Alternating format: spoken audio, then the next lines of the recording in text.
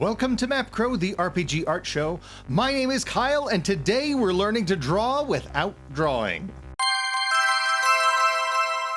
Today's episode of MapCrow is brought to you by the MapCrow merch store. Check out the link in the description below or visit etsy.com/shop/MapCrow. That is difficult to say.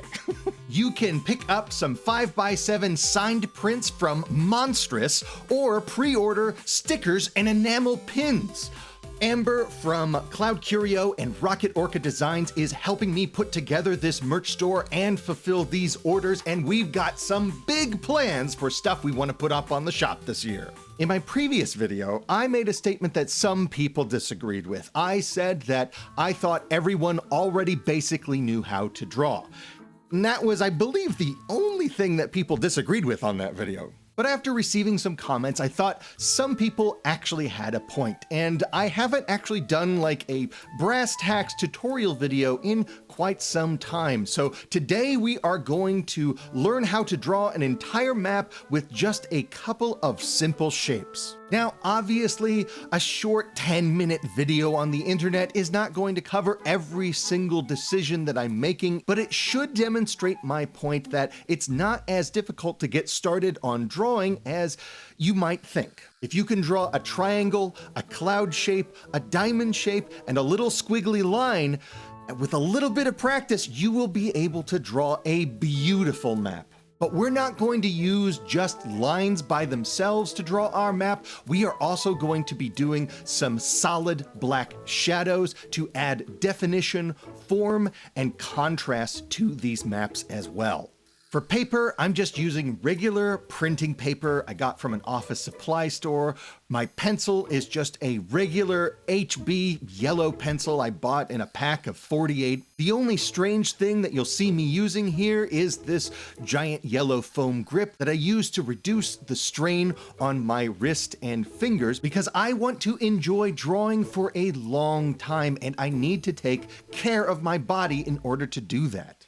The first shape that we're going to look at is the triangle. I'm going to draw just 2 lines for the top of the triangle, and I'm going to vary the angle. So some of these triangles are going to be short and wider, some of them are going to be taller and narrow, and then I'm going to also vary the size and overlap them to kind of create this sense of 3D depth without really doing a lot of work or planning. Next, I'm going to draw a line from the top of the triangle down the middle, but just off to the side a little bit. And then I'm going to shade in that whole shape to kind of give the illusion of shadow on the side of a pyramid or something like that. Then on the same side that we've drawn our shadow, we're going to draw a very, very thin triangle emanating out from that shadow. And this will seem like these tall mountains are casting a shadow on the ground,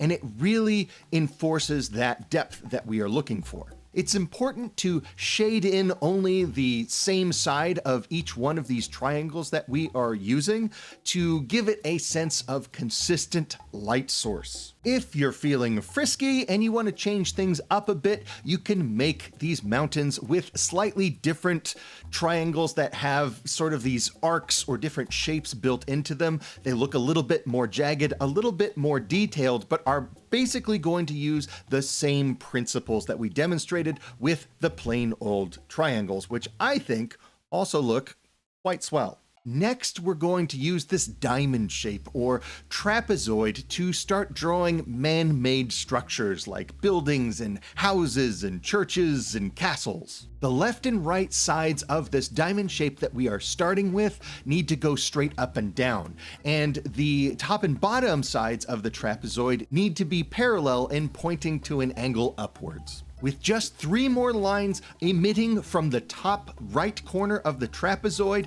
and a little bit of this triangular cast shadow, we have ourselves a nice 3D cube that we can use as the basis for drawing all kinds of buildings. To practice, try drawing different proportions for that trapezoid each time and make a different shaped building out of it. As long as you're always shading in the same side of each of these shapes, it will give it that consistent lighting And as long as your angles are all basically aligned with one another, you can combine all of these different shapes and shadows to make more complicated buildings. And you can even try using different shapes than just that basic trapezoid to make the gables of houses or chimneys sticking out of the top of them. By placing our shadows judiciously, we are making sure that these shapes are readable at a distance, and it doesn't matter that these drawings are going to be very, very small on the map. They're still going to be legible and distinct to people who are trying to use this map to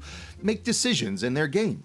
Now, forests can be kind of tricky because you could be there all day drawing each and every one of these little tiny trees. And I frankly have better things to do with my time than draw tiny trees. First, I start with a bumpy, cloudy shape that will be the perimeter of this forest. And then I will draw some more cloudy shapes pointing upwards within that. And I'll also draw a couple of triangles here and there inside of the forest to be conifer trees to add a bit of variety. Next, I will add some shadows, and then I will draw the trunks of those trees as little triangles coming out the bottom of the cloudy shape. To add a cast shadow and some depth to this forest, I feel that a deep shadow like we've used for our other shapes are going to be too severe, so I stick with these tiny little squiggly lines to show that the grass is getting shaded by the trees and introducing some visual complexity and detail and sort of a natural texture to the piece. And as always, it's not only fun, but it's a great idea to experiment with proportions to discover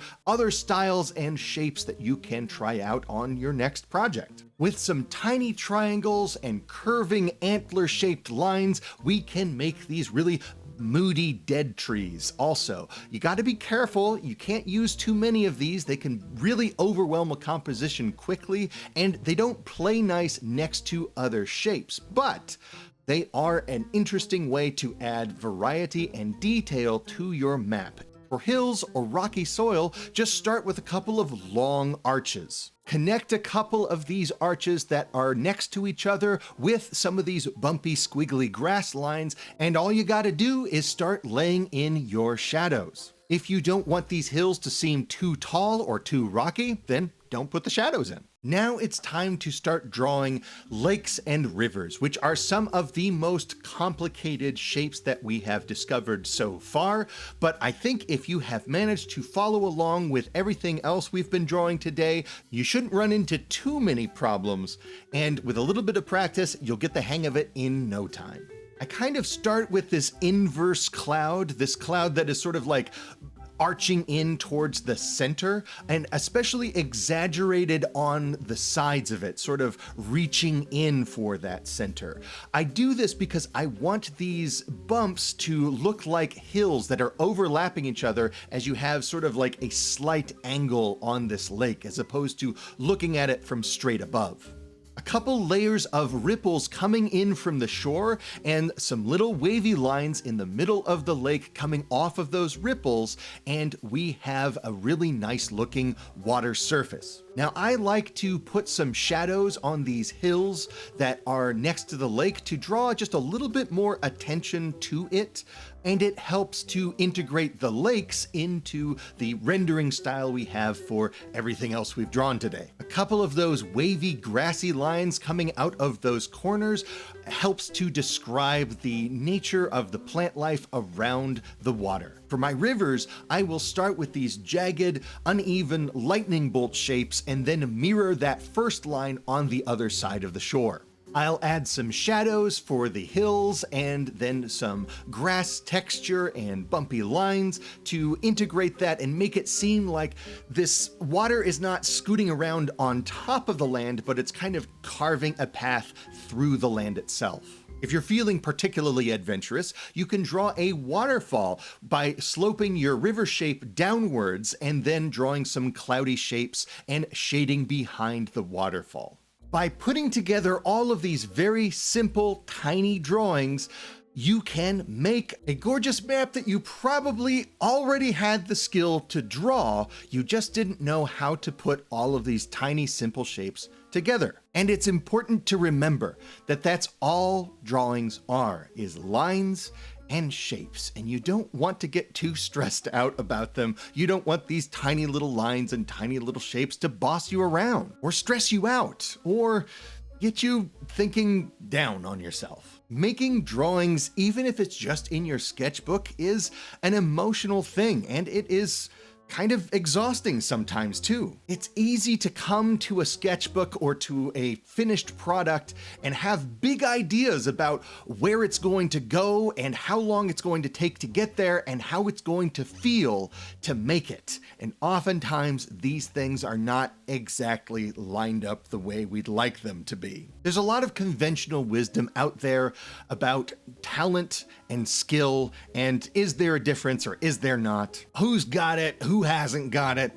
And none of this stuff really matters for just a personal practice. If you want to draw, it doesn't matter if you're skilled or talented. If you enjoy doing it, then just start doing it and seeing if you can get different results with different methods. And if you want to improve, that's the key, is to try lots of different things and reflect on how those changes are bringing you closer to the results that you want or taking you further away. When I hear people say, "Oh man, I wish I could draw," I know what they mean, but I can't help but hear it as, I wish I could draw without all of the work and learning I have to do to get there. And I think that's understandable. People want to find the shortcut to a different life or the shortcut to amazing results. But let me put it to you this way. When I talk about finding the joy in the moment of making art, what I'm really talking about is finding a peace and a patience for the process of practice and growth and reflection. And those moments of struggle and reward and surprise and peace and quiet. That is why I draw. And I think really at the end of the day, that's the only reason I can think of to draw, is because the experience of drawing itself, of learning to draw itself, brings me joy. So if it doesn't bring you joy, the good news is there are easier ways to make money, and there are easier ways to get attention. And some more good news, all you need to draw is something to draw on, something to draw with. A couple of lines and simple shapes, and boom, you're drawing. The comment section from the previous video got a little hairy, a little out of hand, and it would do my heart good if everybody would fill the comment section of this video with the titles and authors of their favorite books about drawing. For my money, the best book about drawing is Ed Emberley's Make a World. And while you're down there in the description looking for a link to that book, also be sure to visit the link to the new MapCrow merch store. So until next time, my friends, farewell.